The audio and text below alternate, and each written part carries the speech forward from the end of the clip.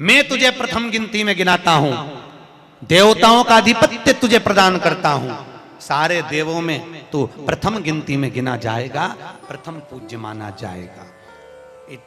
बस शंकर भगवान ने वर दिया, थोड़ी देर बाद कार्तिकेय महाराज आ गए। कौन आए? जम के बोलो जरा। कार्तिक। और कार्तिकेय जी आए और आकर बोले, पिताजी दंडवत करा, प्रणाम करा, साष्टांग करा, मैं परिक्रमा कर कर आ गया। मैंने परिक्रमा कर। अब इधर तो देवता सब, सारे देवता मिलकर अक्षत छोड़ रहे गणेश जी के ऊपर, स्वस्ति वाचन हो रहा, लोग प्रणाम कर रहे, नमन कर रहे, लोग आवाज लगा रहे, श्री गणेश जी महाराज की।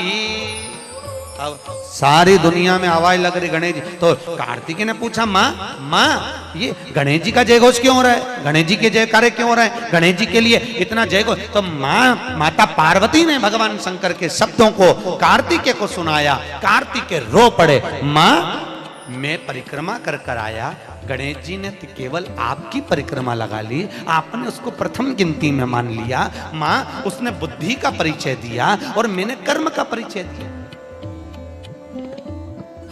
बुद्धि का परिचय, कर्म का।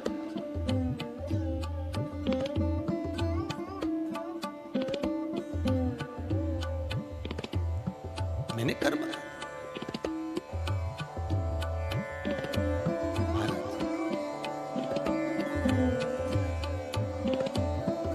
व्यक्ति को उसके भाग्य का मिलता है कि कर्म का मिलता है?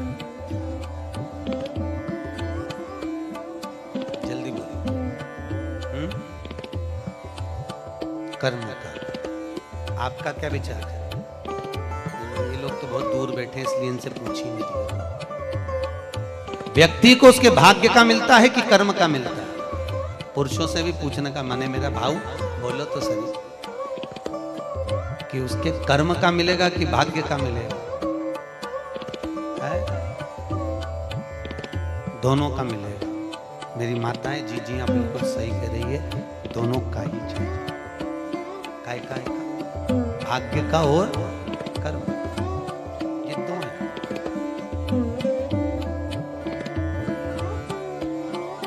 बैंक में एक लॉकर होता है, उस लॉकर में लोग अपनी रकम रखते हैं। बोलो तो सही है गलत?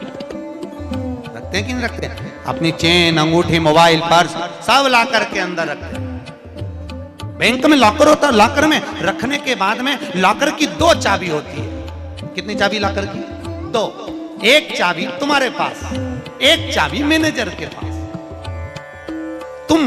तुम्हारी चाबी कितनी भी लगा लो, जब तक मैनेजर की चाबी नहीं लगेगी तब तक वो लॉकर, अरे बोलो जम के, नहीं खुलेगा। और बैंक का मैनेजर कितनी भी चाबी लगा ले, लॉकर खुलेगा क्या?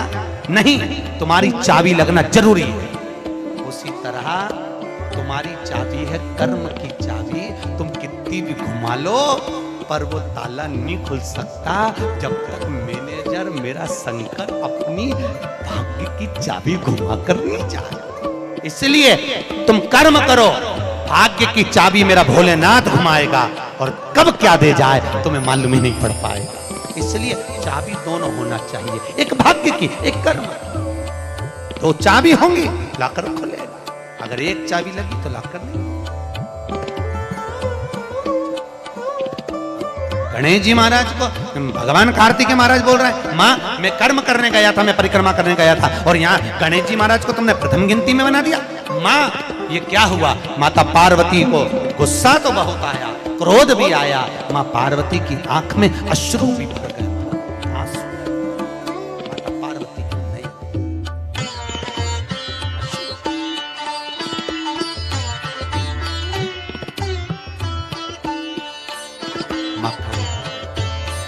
माता पार्वती ने आज खड़े होकर भगवान भोलेनाथ जी से निवेदन करा, आपने अपनी जिंदगी की ये गलती। क्या गलती? शंकर भगवान पूछ रहे हैं कौन सी गलती? तुमने गणेश जी को प्रथम गिनती में बना दिया, कार्तिकेय भी तो गया था। अगर कुछ थोड़ा सा आशीर्वाद रखना था तो कार्तिकेय के लिए रखना था, पर तुमने केवल गणेश को प्रथम गिनती में बनाया है, ये तुम्हारी गलती है। तो गणेश जी ने परिक्रमा भी तो करी है। माता पार्वती खड़े होकर शंकर भगवान से बोली, भोलेनाथ मैंने अपनी जिंदगी में आपसे कभी कुछ नहीं मांगा, पर आज तुम्हारी यह पार्वती तुमसे एक वर चाहती है। शंकर भगवान ने कहा मांग, तुझे क्या चाहिए? पार्वती कहती है आज के बाद तुम्हारी कभी पूर्ण परिक्रमा ना लगे, आज के बाद तुम्हारी कभी पूर्ण प्रदक्षिणा ना हो। पूर्ण नहीं, कौन ने मांगा? जम के बोलो, पार्वती। शंकर की पूर्ण प्रदक्षिणा माता पार्वती ने कह दिया भोलेनाथ आज के बाद, क्योंकि तुम भोले हो, तुम्हारे आसपास कोई घूम लेता है तुम उसको कुछ भी निकाल कर दे देते हो। होता है, दो बहुएं होती हैं, एक बहू रहती है पूना में, बोलो कहां? मुंबई या पूना, और दूसरी बहू तुम्हारे साथ रहती है। अरे बोलो जम के, एक दूर रह रही है और एक तुम्हारे साथ रह रही है। पर सास को जो साथ रह रही है ना, रोज पूछ रही है ना, वो अच्छी नहीं लगती। वो जो दूर रहती है ना, उसका गुणगान 24 घंटे करती है। ये डोकरियों की आदत भी बुरी, बड़ी बुरी। जो पास रह रही वो अच्छी नहीं लग रही, जो दूर रह रही ना वो दिवाली पे आती है, बस दिवाली पे 30 त्योहार पर आती है, और दिवाली पे आते और आके पल्लू वल्लू लेके मम्मी जी मम्मी जी मम्मी जी करके आई आई करके बस 2-4 बार इधर उधर घूमेगी और सास इतनी खुश हो जाएगी, तुरंत अंगूठी निकाल के झपक ले।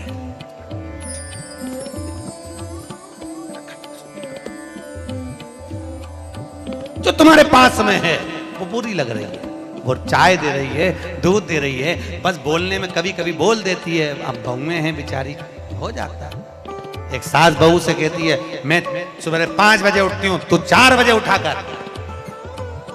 अब वो झगड़ा करते करते हमारे पास आ गए और हमारे पास आके बोली गुरुजी ये मेरी सास मुझे परेशान करे। मैंने बोला तेरी सास को क्या बोल रही है? तो क्या मैं 5 बजे उठूं तो बहू 4 बजे उठना चाहिए। अच्छी बात बोली, कोई दिक्कत वाली बात नहीं है। एक काम कर, बहू की उम्र है 20 साल, तेरी उम्र है 70 साल, तू 20 साल की बन जा, मैं भी इसको जगाना चालू कर देता हूं। जब तुम, वो कहते हैं ना सास भी कभी बहू थी, जब तुम बहू थे तुम भी खूब मस्त चकाचक सोते थे, और तुम्हारी सास पहले उठती थी। बुढ़ापे में नींद नहीं आती जी, आती क्या? अरे बोलो तो, आती बुढ़ापे में। मनुष्य की उम्र, गधा की उम्र, कुत्ता की उम्र और उल्लू की उम्र बराबर थी। किस किस की? जम के बोलो। मनुष्य, गधा, कुत्ता, उल्लू, सबको पहचानती हो? ठीक, सबकी उम्र बराबर है, 40-40 साल। मनुष्य पहले 40 साल का था, गधा 40 साल का था, कुत्ता 40 साल का था, उल्लू 40 साल का था। सबकी उम्र लेवल में बिल्कुल बराबर थी। भगवान क्या देर अंधेर कुछ ये ऊंचा नीचा लेवल अपने यहाँ चले, भगवान क्या नहीं चले। भगवान ने सबकी उम्र 40-40 साल रखी, सबकी उम्र 40। एक दिन गधा भगवान के पास में आया और गधे ने भगवान से आकर कहा, अरे भोलेनाथ। भगवान शंकर ने पूछा क्या हो गया? महाराज हमारी उम्र 40 साल की दे दी, हम लोगों का बोझा ढोते रहे, लोगों का वजन ढोते रहे, महाराज हमारी उम्र बिल्कुल आधी कर दो, बिल्कुल आधी, हमें इतनी लंबी उम्र नहीं चाहिए। भगवान ने कहा ठीक है गधा, आज से तू 20 साल का। गधा कितने साल का हो गया? अरे जम के बोलो, 20 साल का। थोड़ी देर बाद मनुष्य ईगो खत्म हो गया, ढीले नहीं मनुष्य। और थोड़ी देर बाद में मनुष्य भगवान के पास पहुंचा। भोलेनाथ आगे वापस आगे मनुष्य, और भगवान के पास जाकर बोला भोलेनाथ। भगवान शंकर ने पूछा तुझे क्या हो गया? भोलेनाथ 40 में मेरा क्या हो? भगवान ने कहा गधे की बच्ची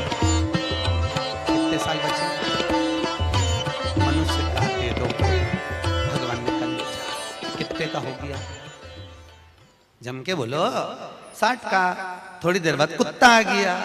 कुत्ता शंकर जी से बोला, भोलेनाथ। शंकर भगवान ने पूछा तुझे क्या हो गया? महाराज 40 साल की उम्र दे दी, लोगों के दरवाजे पर बैठा रहूं, दरवाजे पे बैठकर झूठन चाटूं, दरवाजे पे बैठ के रोटी खाऊं, दरवाजे पे दुम हिलाऊं और दरवाजे पे से चिल्लाऊं, महाराज मेरी उम्र कम कर दो। भगवान ने कहा ठीक है कुत्ता, आज से तू 20 साल। थोड़ी देर बाद मनुष्य फिर आ गया, भोलेनाथ 60 में क्या होगा? भगवान ने कहा कुत्ता की बच्ची है कि चल जाएगी, ले जा। कितने का हो गया? बस। थोड़ी देर बाद उल्लू आया।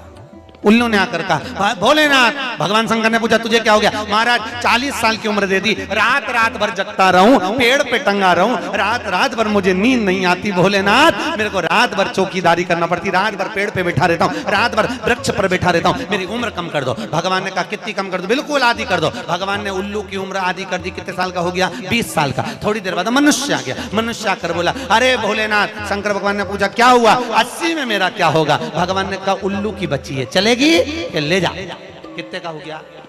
100। अब तुम खुद देखो 40 वर्ष तक मनुष्य अपनी जिंदगी को सही जीता है। कितने साल? जम के बोलो जरा। 40 साल तक मनुष्य अपने जीवन को सही जीता है। खूब खाता, आराम से पचता, खूब डेंटिंग पेंटिंग सब चकाचक, कपड़े मपड़े सब जोरदार, रकम मकम सब पहने, खूब अच्छा लगे, क्योंकि 40 वर्ष की जिंदगी तुम्हारी है तो 40 साल तक मनुष्य अपने जीवन को सही जीता है। 40 के बाद किसकी लगी थी? जम के बोलो। गधे की। तो 40 से 60 तक मनुष्य गधे जैसा बोझा ढोता है। बच्चों को बड़ा करना है, शादी करना है, मायरा भरना है, परिवार को पालना है, तो बोझा ढो रहा है। जैसे गधा बोझा नहीं ढोता, ऐसे 60 तक बोझा ढोया। 60 के बाद उम्र किसकी लगी? कुत्ता की। जब 80 की उम्र में आता है तो कुत्ते को दरवाजे पे रखा जाता है। जब तुम्हारी 80 की उम्र होगी तो घर के लोग कुर्सी डाल के, खटिया पलंग दरवाजे के पास हॉल में बिठा देंगे, वहीं बैठे, और रोटी भी दरवाजे के पास, चाय भी दरवाजे के पास, क्योंकि कुत्ते को अंदर परमिशन नहीं है। और कोई भी मिलने आया तो वहीं से चिल्लाया, बहु, वहीं से, क्योंकि कुत्ते की वहीं से। अब कुत्ते के बाद में 80 के बाद 80 से 100 उल्लू की। डॉक्टर साहब क्या गए? डॉक्टर साहब मुझे रात में नींद नहीं आती। डॉक्टर साहब ने टेबलेट दे दी, नींद की गोली दे दी, डॉक्टर साहब ने इंजेक्शन लगा दिया। कितने भी अच्छे अच्छे डॉक्टर को दिखा लेना, पर 80 से 100 साल की जब उम्र होगी, डॉक्टर को क्या मालूम कि किसकी लग गई। शिव महापुराण कहती है 80 से 100 में कितनी भी दवाई खाओ, कितने भी इंजेक्शन लगवाओ, पर रात्रि को नींद नहीं आएगी। गोली खा भी लोगे तो रात के 1:30-2 बजे तक चकाचक सोएगी, 2 बजे के बाद उल्लू जैसी बैठी है।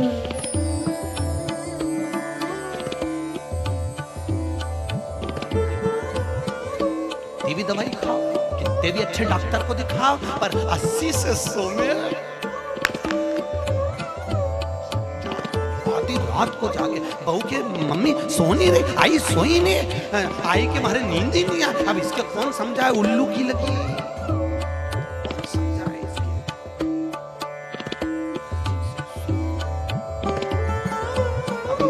कथा छोड़ो, अपन अपनी कथा पे चलो। बहुत दूर रहती है ना वो अच्छी लगती है, जो पास में रहने दूर के बोल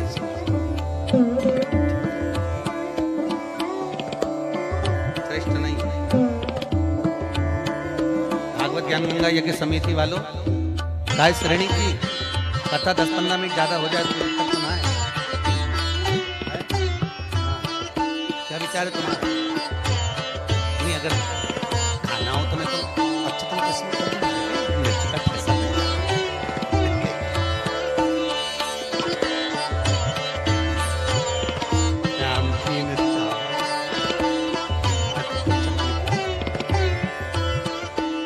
अगला प्रश्न है, तो ये प्रदक्षिणा का प्रश्न है। अगला प्रश्न, शिवलिंग की पूजा करने के लिए शिवलिंग को घर में कहां रखें? जहां तुम्हारी मर्जी हो। अब ये तो भगवान शंकर को पूजा घर में रखो ना, जहां पूजन होती है, जहां देवता बैठे हुए रखो।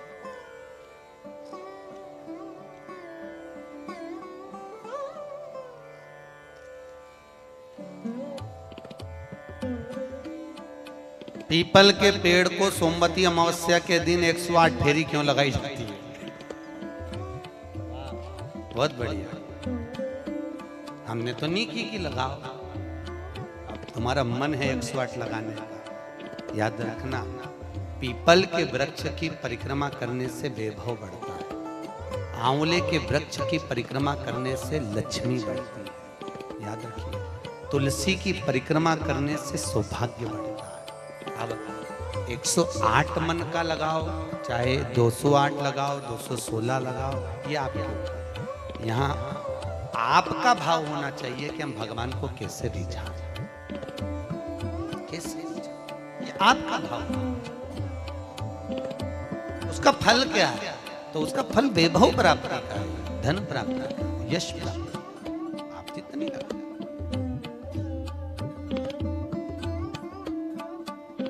ऋषभदेव जी के पुत्र श्री भरत जी महाराज अपनी योनि से छूटे तो हिरण की योनि में गए।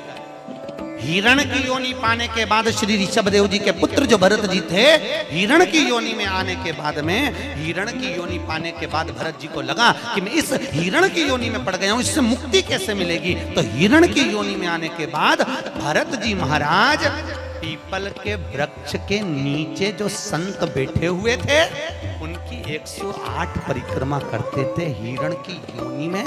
तो हिरण की योनि के 108 परिक्रमा कर रहे थे। उस दिन थी सोमवती अमावस्या का दिन, जिस दिन हिरण की योनि से परिक्रमा करते करते भरत जी महाराज छूट गए थे और वापिस मनुष्य की योनि में आ गए थे।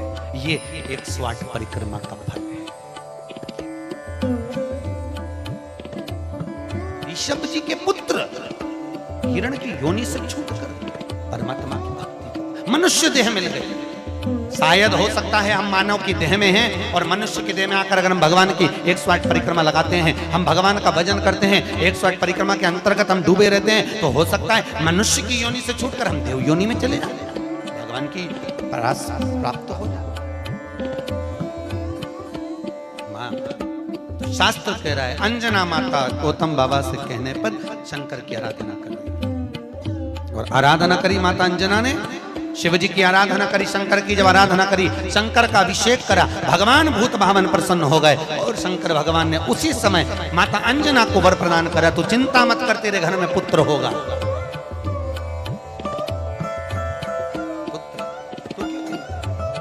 भगवान शंकर जब भी देते हैं छप्पर फप के देते हैं। भगवान कृष्ण के यहाँ कितने बच्चे थे? 1,77,000। अब अंजना माता के यहाँ भगवान संतान दे रहा है।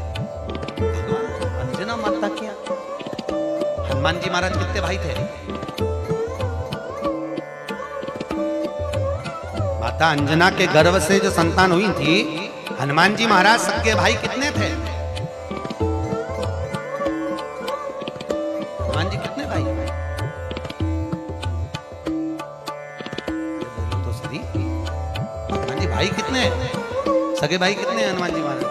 तो अंजना माता ने जब भगवान शिव की आराधना करी, शंकर की जब आराधना करी, तब भगवान शंकर प्रसन्न हुए। समय बीता, माता अंजना के गर्भ में भगवान शंकर के तेज पुंज को पवन देव ने ले जाकर माता अंजना के गर्भ में स्थापित करा। स्थापित करने के बाद पूर्णिमा के दिन, चैत्री पूर्णिमा के दिन, भगवान अंजना माता के गर्भ से शंकर का ही एक अवतार श्री हनुमान जी महाराज प्रकट हुए हैं। महाराज श्री हनुमान जी महाराज की।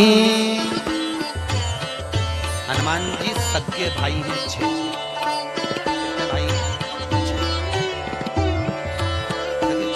सबसे पहले नंबर हनुमान, गतिमान, केतुमान, बुद्धिमान, यतिमान।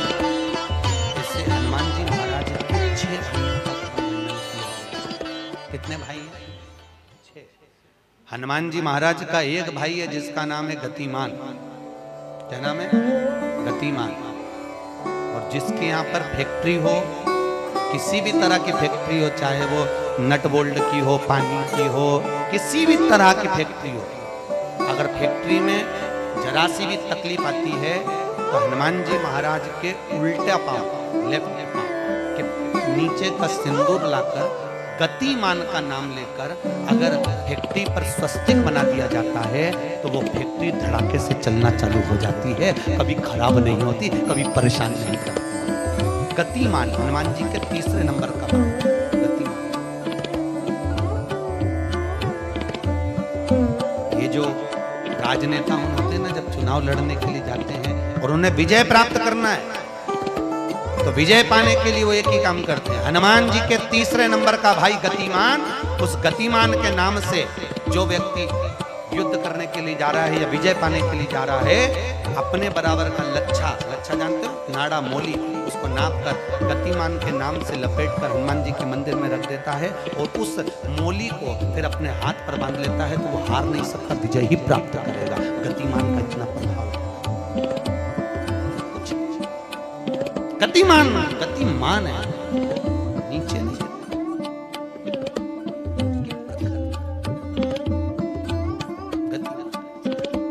श्री हनुमान जी महाराज का प्रकट हुआ। अंजना माता के गर्भ से श्री हनुमान जी महाराज प्रकट हुए। पवन तनय संकट हरन मंगल मूर्त रूप, राम लखन सीता सहित हृदय बसौ सुर भूप। श्री हनुमान जी महाराज प्रकट हुए। देवताओं ने पुष्पों की वृष्टि करी, गंधर्व गान करे, अप्सरा नृत्य करी, चारों तरफ सुख समाहित हुआ। श्री हनुमान जी महाराज की। हनुमान जी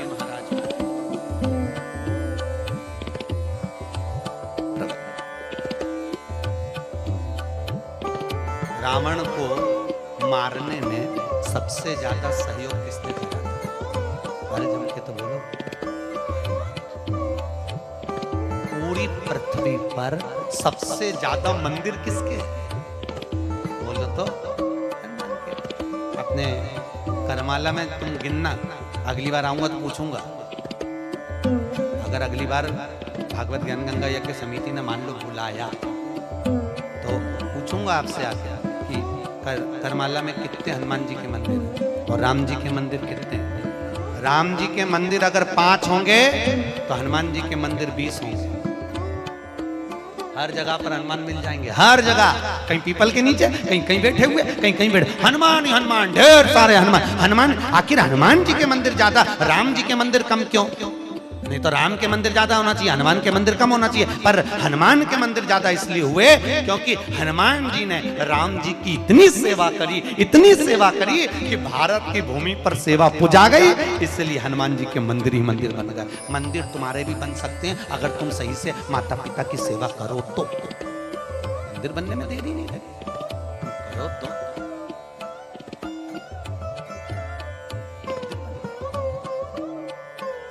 रावण को मारने में सबसे ज्यादा सहयोग किसका था? अरे बोलो जम के। हनुमान जी का।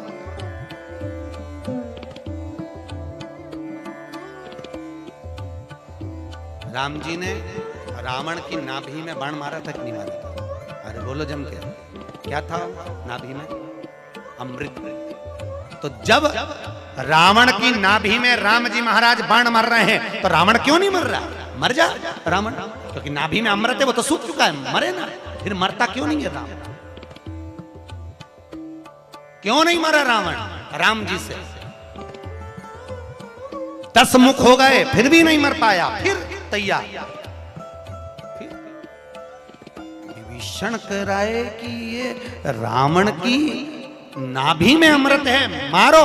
और राम जी बाण पर बाण छोड़ रहे हैं तो रावण नहीं मर रहा, धराशायी होकर नहीं गिर रहा, वहीं की वहीं खड़ा है, स्थिर की स्थिर, मरने को तैयार ही नहीं। ये भी बड़ी विचित्र सिचुएशन है। बड़ी चिंता लग गई हनुमान जी को युद्ध देखते देखते। हनुमान जी महाराज समझ गए जरूर कोई बात है जिससे ये रावण नहीं मर गया। भगवान ने इतने बाण छोड़ दिया नाभि में, विभीषण करे नाभि में मारो, नाभि में ही भगवान मार रहा तो भी नहीं मर रहा। हनुमान जी महाराज ने देखा युद्ध अपनी जगह चलता रहेगा। हनुमान जी गए लंका के अंदर पहुंच गए, एक पंडित जी का रूप रखा, संत का रूप रखा, गुरु का रूप रखा और ब्राह्मण का रूप रखकर हनुमान जी अंदर आए लंका में। और लंका में सब सब सब लोगों के हाथ देखने लगे, हाथ दिखाओ। अब सही सही बताया, हनुमान तो हनुमान, सबका भाग्य बता रहा है। इतने में मंदोदरी के पास खबर पहुंच गई कि लंका में कोई ऐसा विद्वान पंडित आया है जिसको हाथ दिखा तो भाग्य बताता है। मंदोदरी निकल कर बाहर आ गई। मंदोदरी ने आकर कहा, ब्राह्मण देवता मेरा हाथ देखकर बताओ कि मेरा भाग्य क्या कहता है। इतने में हनुमान जी ब्राह्मण के रूप में थे। हनुमान जी ने कहा, पंडित जी बोले ब्राह्मण के रूप में, हनुमान जी बोले तेरे पति के ऊपर काल मंडरा रहा है और तेरा पति मरने को तत्पर खड़ा है। पर सुन ए स्त्री, तेरा पति इतनी जल्दी नहीं मर सकता, क्योंकि तेरे पति के पास जरूर कोई राज की बात है। इतने में मंदोदरी बोली, पंडित जी आपने बिल्कुल सही कहा, एक ऐसी राज की बात है, मेरा पति मर ही नहीं सकता। हनुमान जी तुरंत बोले, वो राज की बात या तो मैं जानता हूं या तू जानती है। इतने में मंदोदरी बोली, पंडित जी बिल्कुल सही बात है, जब मेरे पति रावण ने तप करा था, ब्रह्मा जी से वर मांगा था, तो ब्रह्मा जी ने कहा मांग तुझे क्या चाहिए, तो रावण ने कहा कि मैं अमर हो जाऊं, तो ब्रह्मा जी ने कहा ऐसा नहीं हो सकता। तो रावण ने कहा मेरी नाभि में अमृत दे दो, रावण को अमृत दे दिया। तब रावण ने कहा इतने में संतुष्टि नहीं होगी, एक बार और दीजिए, मुझे एक ऐसा बाण दो जिस बाण के लगने से नाभि में अमृत सूखे और मैं मरूं। मंदोदरी ने कहा मेरा पति जब तप कर कर आया था, उसको ब्रह्मा जी ने एक बाण दिया था, वो बाण मेरे पति ने मुझे लाकर दिया था। उस बाण को मैंने जहां मैं शयन कक्ष में सोती हूँ, उस कमरे में मेरे दीवार के अंदर एक खंबे में चुनवा दिया है, सीमेंट से पक्का करवा दिया, वो किसी को मिलेगा ही नहीं। हनुमान जी अपने असली स्वरूप में आए, दीवार तोड़ी और बाण निकाला, राम जी को दिया, राम जी से कहा अब मारो, और जो बाण लगा तब जाकर वो रावण मरा, तब जाकर मरा, नहीं तो राम जी बाण मारते रहते, रावण चकाचक खड़ा।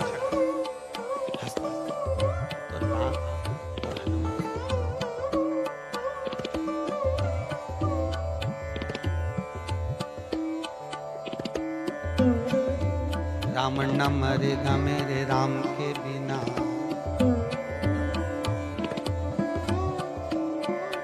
राम न मिलेंगे हनुमान, श्री राम जय जय राम, श्री राम जय राम।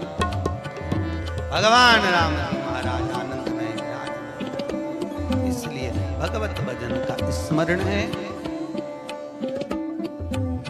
भगवत नाम श्री हनुमान।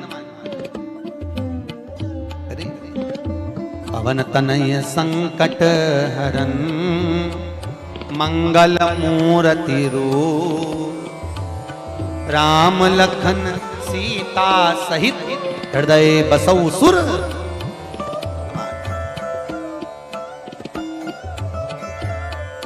श्री हनुमान सहज हनुमान जी महाराज आनंद में स्थापित हुए, विराजमान हुए।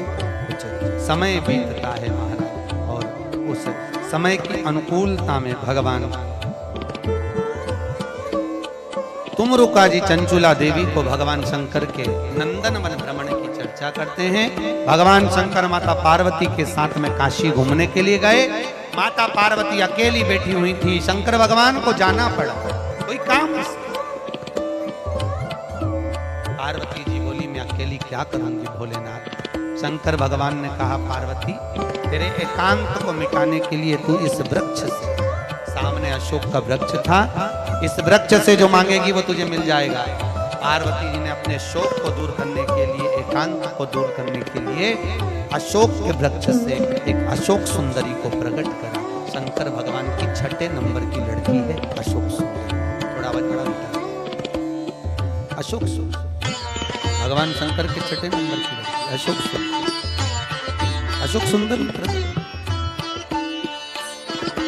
भगवान शिव ने आनंद स्थापित कराया, समय आया, आगे जो वर्णन आया, भगवान भूत बामन भूतेश्वर भगवान शिव 12 ज्योतिर्लिंग की कथा का स्मरण कराते हैं। 12 ज्योतिर्लिंग की कथा यहाँ पर प्रारंभ होती है। 12 और 12 ज्योतिर्लिंग की कथा का स्मरण कराया।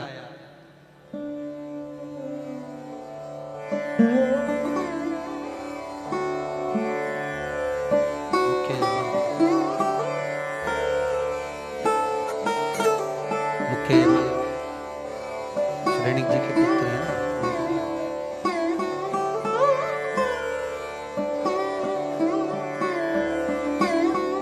10 मिनट श्रेणिक जी जो मुख्य यजमान रोज पूजन में बैठे हैं, आपके पुत्र और बहू, उनको 5 मिनट 10 मिनट के लिए बुलाओ। जोड़े से बिठा दो उनको सामने।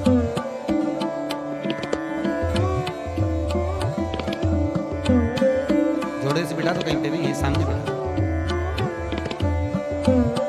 भगवान 12 ज्योतिर्लिंग की कथा का स्मरण कराते हैं। श्री तुमरुका जी चंचुला देवी से कहते हैं, चंचुला ये 12 ज्योतिर्लिंग की कथा है जो अखंड सौभाग्य को देने वाली है, लक्ष्मी की वृद्धि करने वाली है, सुख समृद्धि देने वाली है, कार्य में उन्नति देने वाली है, उत्तम फल की प्राप्ति कराने वाली है, वंश की वृद्धि कराने वाली है और हर कार्य में सफलता प्रदान करने वाली 12 ज्योतिर्लिंग की कथा। महाराज चंचुला देवी कहती है, महाराज वो 12 ज्योतिर्लिंग की कथा हमें श्रवण कराएं। भगवान शंकर ने अपनी जटा में से बेलपत्र को निकालकर अपने हाथ में रखा है और हाथ में बेलपत्र लेकर भगवान शंकर 12 ज्योतिर्लिंग की कथा का रसस्वादन ग्रहण करते हैं। प्रथम एक बार चंद्रदेव को अपनी काया का अभिमान हुआ। काया के अभिमान से चंद्रदेव बड़े प्रखर हुए और अपनी केवल एक धर्मपत्नी रोहिणी पर ध्यान देते थे, बाकी की पत्नियों पर ध्यान नहीं दिया। सारी धर्मपत्नियों ने जाकर दक्ष प्रजापति से विनती करी। दक्ष ने चंद्रदेव को समझाया, चंद्रदेव तुम मान जाओ, अपनी काया का अहंकार ना करो। चंद्र मानने को तैयार नहीं, रोहिणी पर आसक्ति ज्यादा थी। एक दिन दक्ष प्रजापति ने श्राप दे दिया, अरे चंद्र, मैंने अपनी इतनी बेटियां तुझे ब्याही और उसके बाद भी तू केवल एक कन्या पर ध्यान देता है, अपनी धर्म पत्नियों पर ध्यान नहीं दिया। मैं तुझे श्राप देता हूं, तेरा शरीर टपक टपक कर गिरे, तुझे क्षय रोग हो जाए। शरीर टपक टपक कर नीचे गिरने लगा। महाराज चंद्रदेव इधर उधर भटकते हुए देवऋषि नारद के पास पहुंचे। नारद जी महाराज अपनी मस्ती में भगवत भजन में लगे हुए थे। नारायण श्रीमन नारायण, नारायण श्रीमन नारायण, नारायण श्रीमन नारायण। गाइए, सब गाइए। नारायण श्रीमन नारायण, ओ नारायण श्रीमन नारायण, नारायण श्रीमन नारायण, नारायण श्रीमन नारायण, ओहो नारायण श्रीमन नारायण, नारायण श्रीमन नारायण, नारायण श्रीमन नारायण, नारायण श्रीमन नारायण, ओहो नारायण श्रीमन नारायण, नारायण श्रीमन नारायण, नारायण श्रीमन नारायण, नारायण श्रीमन नारायण, नारायण श्रीमन नारायण, हे नारायण श्रीमन नारायण, नारायण श्रीमन नारायण, नारायण श्रीमन नारायण, नारायण श्रीमन नारायण। श्री नारद जी महाराज मिले। भगवान चंद्रदेव ने विनती करी, महाराज मुझे काया का रोग हो गया है, कृपा करो। भगवान चंद्र की विनती सुनकर देवऋषि नारद ने शंकर जी का पूजन का विधान बताया। शंकर भगवान प्रकट हुए, चंद्रदेव तुम्हारे काया के रोग को मैं मिटाता हूं, तुम यहाँ पर विराजमान रहना। चंद्रदेव को भगवान ने मस्तक पर धारण करा, सोमेश्वर महादेव के रूप में भगवान शंकर विराजित हुए हैं महाराज। बोल सोमनाथ भगवान की हर हर। अगला वर्णन आया है श्री मल्लिकार्जुन। कार्तिकेय अपने माता पिता से रुष्ट होकर श्री शैलम पर जाकर बैठ गए, जहां बैठकर उन्होंने तप किया। शंकर पार्वती उनको मनाने के लिए पहुंचे। आज भी अगर मल्लिकार्जुन में आप जाकर दर्शन करेंगे तो मल्लिकार्जुन में 2 ध्वजा लगती है, एक सफेद एक लाल। कितनी ध्वजा लगती है? 2, सफेद और लाल। मल्लिकार्जुन का एक नियम है, वो 2 ध्वजा पूरे महीने में कभी नहीं हिलती।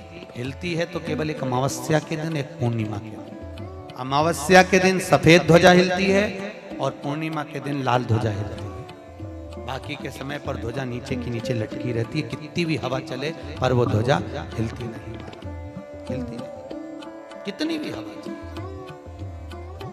आज भी शंकर और पार्वती कार्तिकेय से मिलने के लिए श्री शैलम पर आते हैं। श्री शैलम आज भी भगवान आज अब कार्तिकेय जी वहां विराजमान हुए। भगवान शंकर उनसे मिलने के लिए वहां पधारे। मल्लिकार्जुन के रूप में भगवान शिव विराजमान होते हैं। अगला वर्णन आया है महाकाल। दूषण नाम का राक्षस ब्राह्मणों के बच्चों को निचोड़कर उनका रक्त पीता था। भगवान को सब इन ब्राह्मणों ने पुकारा। शंकर भगवान ने कहा इस दूषण को वरे कि ये जब मरेगा इसका रक्त जहां गिरेगा उससे और भी दूषण उत्पन्न हो जाएंगे। तो एक काम करो, भगवान शंकर ने कहा मेरी बहन के पास जाओ। शंकर जी की एक बहन थी, केवल एक बहन शिव जी, जिसका नाम था क्षिप्रिया। क्या नाम था? क्षिप्रिया, जिसको आजकल लोग छिपरा कहने लगे। शिव जी की एक ही बहन थी, क्षिप्रिया। तुम मेरी बहन के पास जाओ और मेरी बहन क्षिप्रिया से कहना कि जब भगवान शंकर अगर दूषण नाम के राक्षस को मारे, जहां जहां उसका रक्त गिरे सारे रक्त को समेट देवे जल के वेग में। क्षिप्रिया ने वैसे ही करा। भगवान शंकर